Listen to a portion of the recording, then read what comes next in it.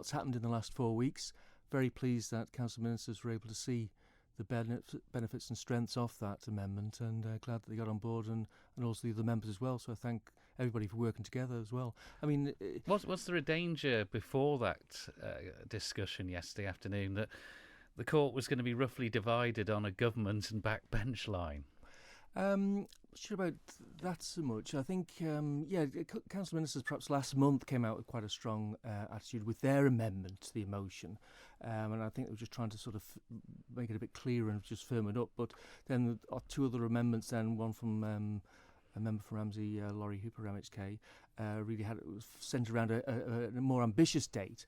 But I really tried hard to move away from that and tried not to make this about the date, to be honest. I'm trying to get this so we now are all working together with that. So that has been acknowledged, the fact that it was a unanimous vote. So we can now start. Why the reluctance to go with a date? Because I didn't want to be held back by a date, to be honest. I think there's so many dates around, and it could be that the scientists say that we've got to move faster. And I think having that date, I think it's one of those mindsets that they think, well, if that's 16 years away, maybe we don't have to try. Something else will come along. We'll rely on technology, and that's not what it's about. When we listen to Professor Peter Bridgewater, it's all about people working with each other, working with the community to really identify what they can do, small amounts, but all those small amounts do add up, and it changes the mindset, so you actually start looking at things differently.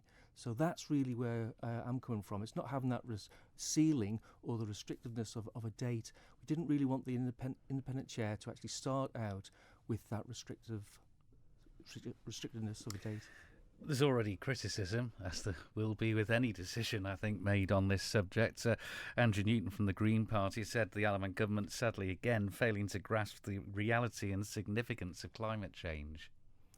I know Andrew well, and I do respect his opinion. There's a lot more that goes on, perhaps behind the scenes about that, but I think really the big thing now is that people are on board now, and for the first time since I've been a member of the House of Keys, I really do now think the first time that people are wanting a solution. You know, in the past there's been a lot of words. I brought through a motion and a strategy in 2016, and there was support for that then, but there's a lot of doubters, a lot of people who perhaps didn't fully understand it. The difference now is that people actually do want it to work. So I do acknowledge Andrew Newton's points there, and I do respect that. But it's really, I think we're in a much, much better position now. It's a transformation team that you're looking to appoint, independent as well. That's going to have somebody pretty expert at the top of it. Have you anyone in mind? You're absolutely right. That's key, that the independent chair is somebody that we can all respect, listen to, and then we can all want to act under. No, that's not for me to decide. I really want the council ministers to come up with that. I will be available and wishing to help with whatever level I can. But no, it needs to be someone that now, a team of people need to think about that and actually get somebody that will reach out and will sort of cross that divide really and understand what a small island needs to do to really change the direction of path and to help our contribution to the climate change situation.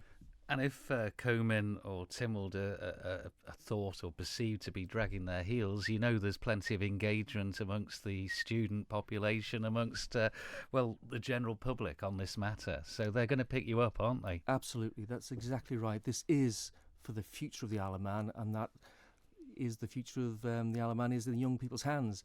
We really do want to leave this island in a much better place than we found it. It will require a change of mindset, and absolutely the idea of coming back to Tynwald in January 2020 is so we can hold the government to account. It is only a matter of 6 months away, but that was the idea, to keep that pressure on. It won't be a complete final solution. It won't actually be, what we're going to do for 30 years necessarily. It will have to be reviewed every few years, but it will definitely have some dates then, and people will be able to vote on dates and have some evidence and some understanding around that. That's the key point. People then can vote on the date, take responsibility for their actions, really take that responsibility and understand it so they know what they're voting on.